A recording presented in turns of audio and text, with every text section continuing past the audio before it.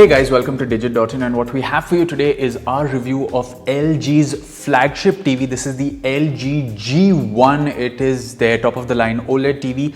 And while most of you would prefer to go in for the LG C1 for the price to performance ratio, we also have to take into fact that there is also the Sony A80J available in India, which is also a fantastic OLED TV that we've reviewed. You can go check out both the review of the C1 and the A80J on our YouTube channel. And if you can't find it, that's probably because you aren't subscribed to the channel. So hit that subscribe button and the bell icon so you're notified every time we upload a new video. Now, internationally, the LG G1 competes with the Sony A90J, but unfortunately the A90J is not available in India, and the flagship from Sony that you're getting in the OLED space is the A80J. So how do these TVs compare, or rather what is the differential that you're getting when you go with the C1, the G1 from LG, or the Sony A80J? And the best way to give you some real world numbers is with our Calman analysis. Now, when we reviewed the C1 and the A80J, we found that the A80J had much better SDR peak brightness when compared to the C1. The A80J hit somewhere close to 300 nits in SDR, whereas the C1 was below 200. But the G1, as you can see from your screens right now, touches almost 400 nits. It's 100 nits brighter than the A80J, which is something that's very, very good. Even in HDR, we saw that the C1 and the A80J both could hit somewhere in the vicinity of 800 nits of peak brightness, but the LG G1 hits closer to 900 nits of peak brightness. That's 100 nits above both the TVs in HDR. And we also see that in the color accuracy space, it has an average delta error of 2.2, and the color gamut coverage is also slightly better than the LG C1 that we reviewed. So it's safe to say that on paper, the G1 really trumps these other two TVs, the LG C1 and the A80J, on paper in terms of the benchmark that we run using our Calman analysis. But how does this translate into real world usage? And honestly, it translates absolutely fantastically. Now, to put things into perspective, the LG G1, the 65-inch variant, and the Sony A80J, the 65-inch variant that we reviewed, are very competitively priced in the offline space. So they're both at about 2.5 lakhs depending on where you look. And the C1 is, of course, a lot cheaper. And for most of you that want to get on the OLED bandwagon for the first time, if you guys are looking for an entry point, then the C1 is a great TV.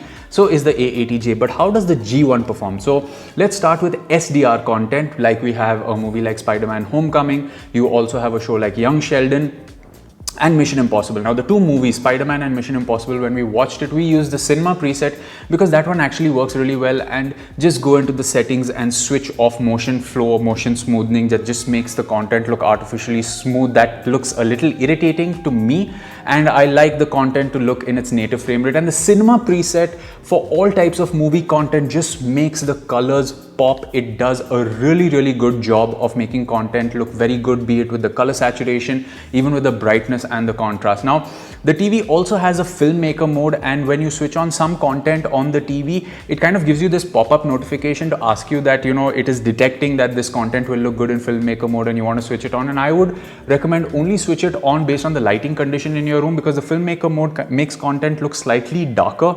And I would suggest you guys stick with the cinema preset because that just makes content look really good.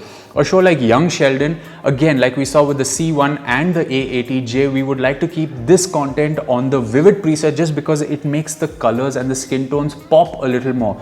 Now, the Vivid preset isn't the most color accurate preset, but for some content, like if you would watch, let's say, your set-top box content with your soap opera shows, or a show like Young Sheldon, then this Vivid preset just makes it more appealing to the eye. For those of you that want a more color accurate experience, you can of course use the cinema and the standard preset, but like I've said it before, it is with the Vivid preset that some of the content really pops. But for the movies that we saw, be it Spider-Man, be it Mission Impossible, so many more, the cinema preset works really well. Now, all this was for standard dynamic range content. When we move over to HDR, we're looking at two different perspectives. We have HDR10 on Amazon Prime Video and Dolby Vision content available on Netflix. Now, for both of these, unlike some other TVs that we've reviewed in the past, for Dolby Vision content, you don't get the Dolby Vision Bright and Dolby Vision Dark and Dolby Vision Custom. You get a standard set of presets like your Cinema, Cinema Home, standard, dynamic, so on and so forth on the LG TV. And here I would highly recommend both for HDR10 and Dolby Vision content, keep it on Cinema Home, because The cinema preset, even in a darker room or even in a well-lit room, makes the blacks look a little more accurate, but that dulls the entire picture a little bit and you may struggle to notice some details. While this is a more color accurate representation, the cinema home punches up the black levels a considerable amount, making the picture better visible and more appealing to the eye. So when you watch it in cinema, even in a dark room, you may think the content is slightly darker, but you will get good color accuracy in brighter sequences. Like if you have a show like Our Planet on Netflix, where the opening has, you know, the moon, you're overlooking planet Earth from the moon. When you use Cinema Home, the details on the moon are much better visible, and because this is an OLED, you get those near black experiences all around. So even in HDR10 content like Jack Ryan, for example, we have this dark sequence that we use, and the Cinema Home just made some of the textures on people's clothes and the skin tones pop a little more, making it a better experience to watch. Even the Grand Tour, we left it on Cinema Home, and you get this really nice warm touch to the overall look of the image, where you have all these cars running across the desert. So it's safe to say that this TV does have the one preset fits all content, especially for movies in HDR, which is the Cinema Home. But if you are consuming SDR content, if it's movies, then I would recommend keeping it on cinema. And if you're watching TV shows, then maybe the Vivid or the Standard Profile may do a better job. Now moving over to gaming. This is where the LG G1 and the C1 are at par when it comes to the gaming features. You have this really nice game hub that comes up at the bottom that not only shows you the frame rate, VRR, FreeSync, it gives you this really cool user interface to tinker around with, especially if you're someone that has the next gen consoles. This is really going to appeal to you. LG is offering all the 4 HDMI ports as HDMI 2.1, along with one of them supporting enhanced audio return channels. So if you have a PS5, an Xbox Series X, a soundbar and an RTX 30 series GPU powered PC or laptop, you can just put everything under this television and you don't need to worry about, you know, not having enough HDMI 2.1 ports. And LG has been doing this all the way from the days of the C9. So for a couple of years, you are getting all HDMI 2.1 ports. There's no point in me telling you how good games look on this TV, because you're not watching the content on a TV or a display that's as good as what the LG G1 brings. I mean, look at Spider-Man Miles Morales.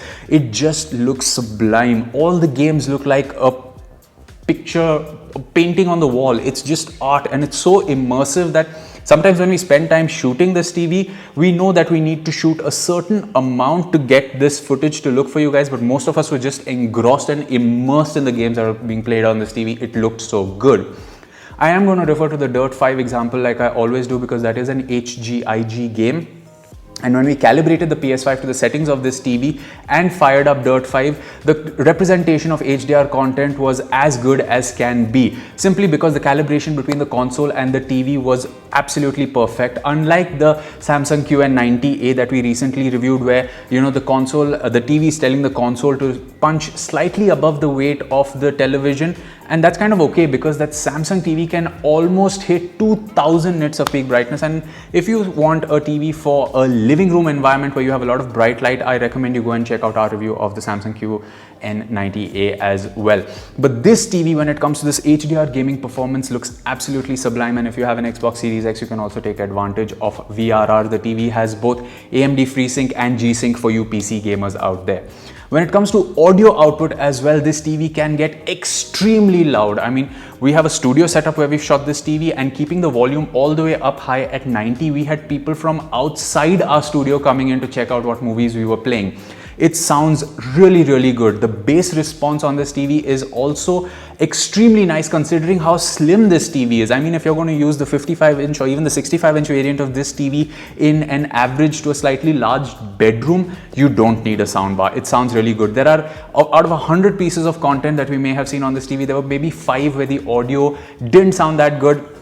And that ratio is absolutely fantastic, because be it playing games, watching movies, TV shows, it all works really well. The audio output is good. The channel separation is very good. The Sony A90J has slightly better channel separation, but this TV can get much louder than the A90J. And that is what matters, because the vocals are also very, very clear. The overall audio output from this TV is fantastic. I am going to talk about the user interface and remote control combined because it's exactly the same what we saw on the LG C1. You can always go back and check out that review. But LG has redesigned their WebOS user interface to cover the entire screen. And the biggest difference between the C1 and the G1 is that the G1 also has far-field mic. So you could say something like, "Hi LG," and the TV will respond to your commands. And you can ask it to open Netflix or do any other commands that you need it to. It also has the Google Assistant and Amazon Alexa on the remote control. The remote control again is new this year, slightly different. It has NFC, so you can actually tap your smartphone, NFC enabled smartphone on the remote control to cast content. It is a slightly better weight distributed remote control, like I said in my LG C1 review, but I do miss playback buttons on this TV because I'm someone that really used playback control. So it's a very good remote control. Overall, the changes in the UI are also for the better, giving you a more content first experience, something we've seen on Google TV, on Sony TVs, and also on patch wall on Xiaomi TVs. So the UI is also something that's really, really nice. Even the way this TV is wall mounted, probably the only con that I can think of is that you don't get the tabletop stand or the floor stand in India for this TV, and you can only wall mount it. And when you wall mount it, the television sits very flush with the wall. You can pull it out. I kind of thought that cable management would be a little bit of a problem once it's wall mounted, but that's not the case because you can not only pull the TV out but tilt it a little bit, so you get clean access to the ports and you have a way to route the ports as well. So that is also fairly convenient on this TV. So overall, if you are in the market to pick up the best flagship OLED TV money can buy, remember, it has better peak brightness than other OLED TVs we've tested for both HDR and SDR content, and very good color volume coverage. Even though Sony's XR processor can make some content look better than this TV, the overall output of this TV in terms of its performance for both everyday content consumption, movie consumption, and gaming is absolutely fantastic. So if you are in the market for your first OLED TV and you want to not spend absolutely a lot, you can always take a look at LG C1, which we've reviewed. There's also the B1, but we haven't reviewed that. There's also LG's A1, which we haven't reviewed, and that does not have HDMI 2.1 port. So we really can't talk about the performance of the A1 and the B1, but the C1 is a fantastic entry point for those of you that want to get on the OLED bandwagon. And the G1 is the absolute pinnacle of OLED entertainment in your house for a darkroom content consumption. For a bright room, considering the peak brightness of this TV, you can enjoy it, but the Samsung QN90A could be a better option if you are going to consume more content in a bright room. But as far as gaming is concerned, the LG G1 trumps all the other TVs we've seen, not only for the fact that it brings 4 HDMI 2.1 ports, but also the gaming related settings and features. I mean, you don't even need to go into the settings to separately switch on HDMI Ultra Deep Color for the content to get HDMI 2.1 settings running on this TV. It just happens automatically, making the experience all that more convenient. So there you have it, guys. That was our review of the LG G1 OLED TV. It has the new Evo panel that we've spoken about in the beginning with the brightness. If you've stayed in this review till now, thank you so much for watching. Hit that subscribe button and the bell icon to be notified when we upload a new video. And if you like this video, hit the like button. Let us know your questions in the comment section. We'll do our best to answer them. We will catch you in another video. It's goodbye for now.